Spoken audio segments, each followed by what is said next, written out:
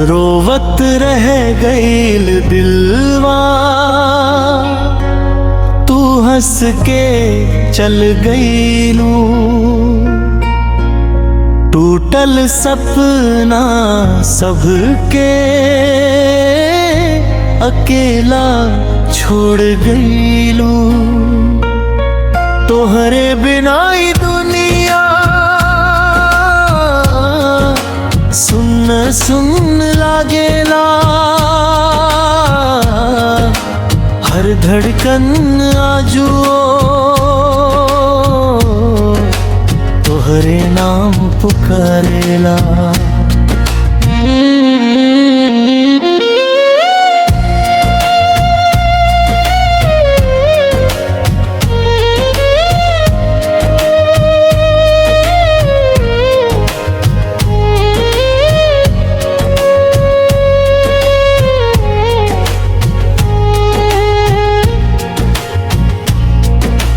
चांदनी रात में अब अंधियार लागेला।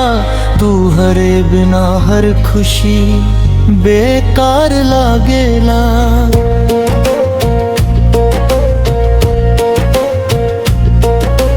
कसम जे खैले रहनी हवा में उड़ गईल। प्यार के महल हमार पल में बिखर गईल। चिट्ठी ना संदेशा ना कोई खबरिया, सूख गईल नयनवा के हंसी के डगरिया। हर मोड़ पर लगेला तू अब हियो मिल जइबू। बाकिर हर बेर हम अकेले रह जानी। बरखा के बूंदियों आज आग बरसावेला। तोहरे याद दिल के घाव जगावेला। बिलजल तकिया पूछेला हर रात कहानी। काहे अधूरा छोड़ गईलू प्रेम निशानी। रोवत रह गईल दिलवा, तू हंस के चल गईलू। टूटल सपना सबके अकेला छोड़ गईलू। तोहरे बिना ही दुनिया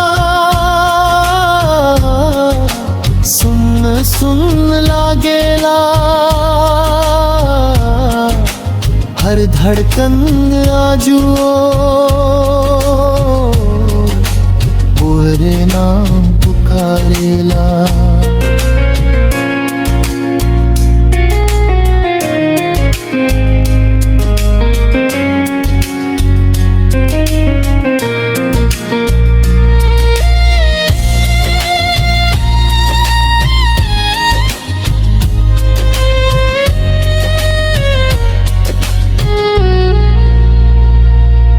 जे सपना देखनी साथे घर बसावे के, सब सपना टूट गई एक पल में जिए के।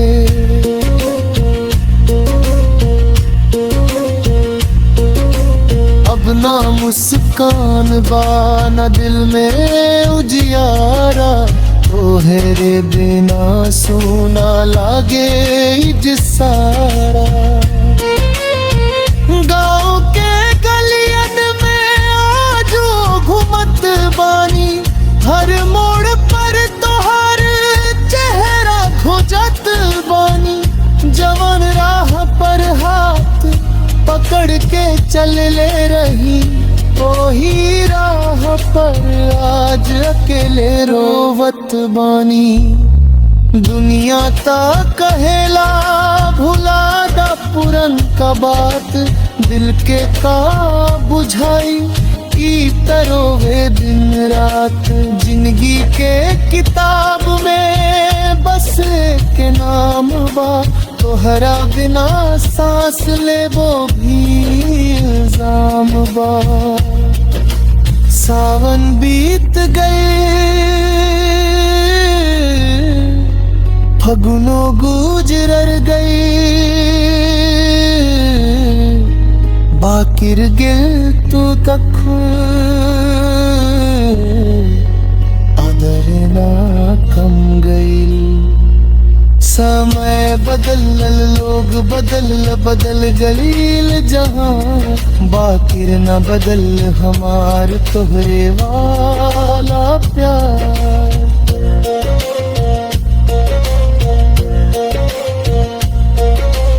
अगर कबो सपना में हम याद आ जाए एक बेर दिल से हमार माँ पुकारी हम तो दूर रह के भी दुआ करब हमेशा तोहार हर खुशी पर भगवान से निहारी हाँ रोवत रह गईल दिलवा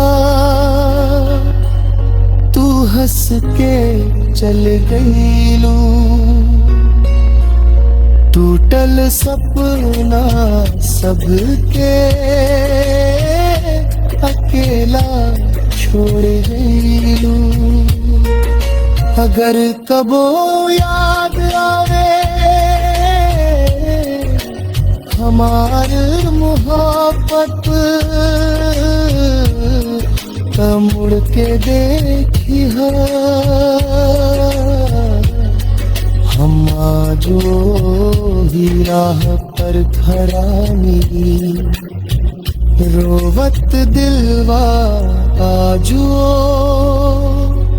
तोहरे इंतजार में बा